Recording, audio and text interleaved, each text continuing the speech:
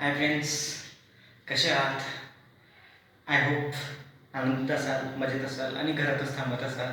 तुमच्याकडे जे काही पुस्तकं वगैरे असतील ते वाचत असाल. आपल्या नवीची सुरुवात अशी होईल असं वाटलं नव्हतं, बट व्हॉट्स, काही करू शकत नाही. लॉकडाऊनचा हा आपला पहिला video lecture. Without wasting time न वाया घालवता आपण आपल्या टॉपिकला जाऊया. मी 2 दिवसापूर्वी तुम्हाला काही 2 पेजेस ग्रुपवर सेंड केले होते. ते तुम्ही रीड केले असतील, त्याचे पॉईंट्स काढले असतील. हा व्हिडिओ जेव्हा बघताय तेव्हा ते पॉईंट समोर ठेवा, म्हणजे तुम्हाला समजायला थोडंसं सोपं जाईल. मोशन, पहिला लेसन आहे about the motion. That is a laws of the motion. गतीचे नियम काय असतात ते आपण नंतर बघूया, पण पहिले त्याच्यात जसं काही महत्त्वाच्या कन्सेप्ट आहेत त्याचा विचार करूया. पहिली कन्सेप्ट आहे जी 8वीमध्ये सुद्धा थोड्या प्रमाणात आपण बघितलेली आहे. Motion is a relative concept. Motion is a relative concept म्हणजे गती ही सापेक्ष संकल्पना आहे. What is that? Let's see. Motion is a relative concept. त्याची definition is your text first पेजवर आहे. What is that? डेफिनेशन सांगतो. If the object changes it position. Suppose मी ऑब्जेक्ट आहे.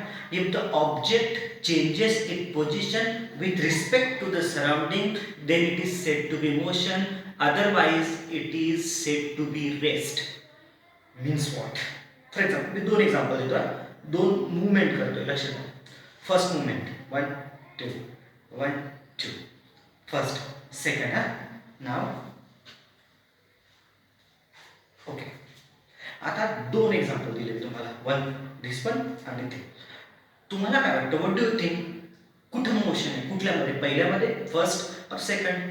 तुम्ही म्हणाल सर दोघांमध्ये मुवमेंट आहे. नो, दोघांमध्ये मुवमेंट नाही. मुवमेंट सेकंडमध्ये आहे. बघ, आपलं डेफिनेशन काय सांगते? इफ द ऑब्जेक्ट, सपोज मी object, if the object changes it position with respect to the surrounding. पहिल्याच्यामध्ये काय होतं? फक्त असं होतं. ओके, सराउंडिंग चेंज होते का? बोर्ड जिथं आहे तिथं आहे, बुक्स मार्कर वगैरे जे आहे ते जिथंच आहे. सराउंडिंग नाही चेंज होते. If the surrounding is not changing, then it is not in a motion. सभोवतालची परिस्थिती बदलत नाहीये, स्थिती बदलत नाहीये, मोशनमध्ये नाही. पण सेकंडमध्ये बघा, मी आता इथे ना surrounding changing, so I am in a motion. एक एक्झाम्पल मी तुम्हाला देतो. ओके, तुम्ही you are travelling by the train.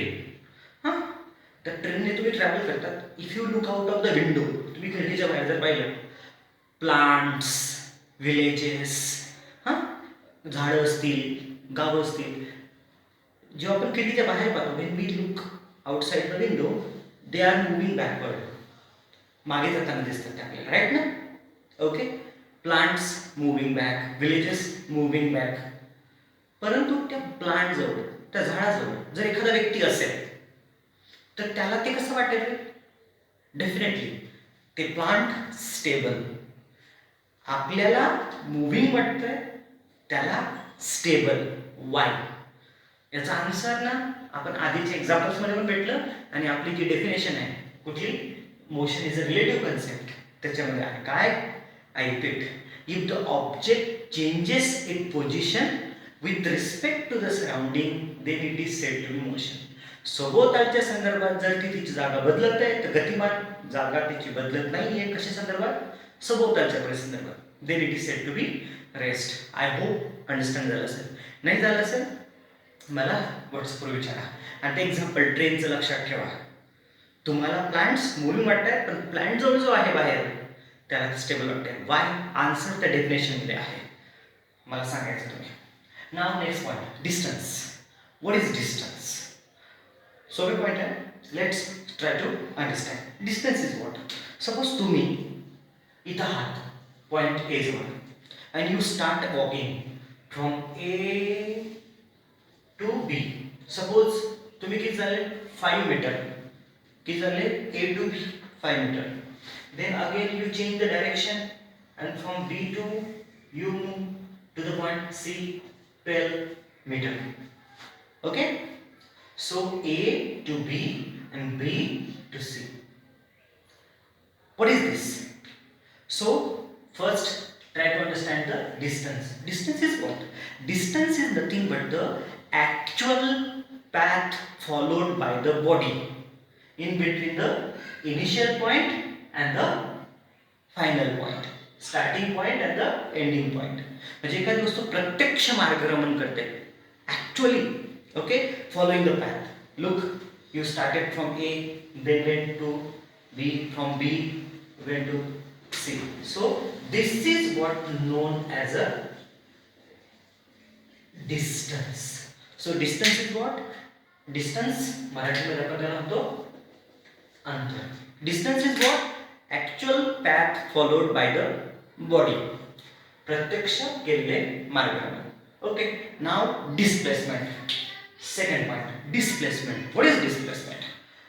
Displacement is nothing but the shortest, shortest or minimum, कमीत कमी, shortest or minimum distance between the initial point काय आपला A and the final point C.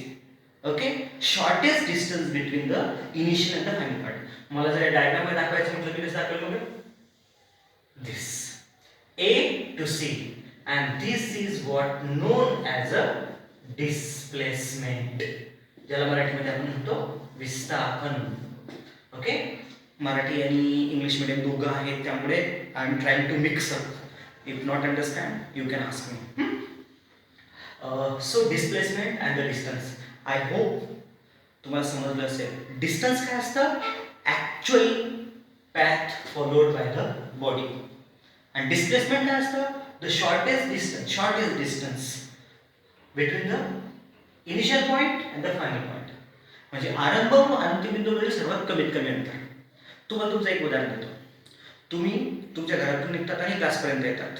ते जे ॲक्च्युअल चालत तर तुम्ही ते तुमचं डिस्टन्स.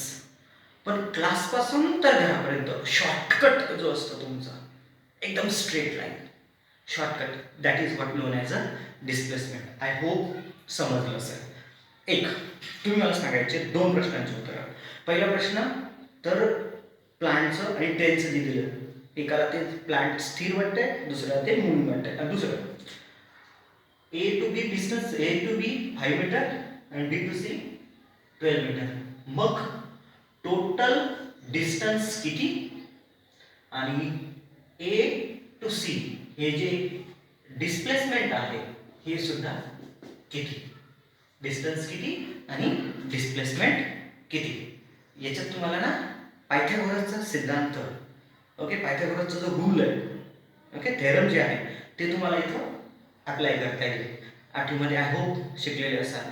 नाही शिकलेले असाल तरी तुम्ही ट्राय करा. I will explain you. Now मी तुम्हाला त्या पहिल्याचं मोशन इज रिलेटिव्ह कन्सेप्टचं एक्झाम्पल देतो आहे, कारण की मी आता इथून मूव्ह होतो आहे, सराउंडिंग चेंज होत आहे. Okay, so bye. काही अडचण असेल तर मला व्हॉट्सअपवर कळवा. थँक्यू.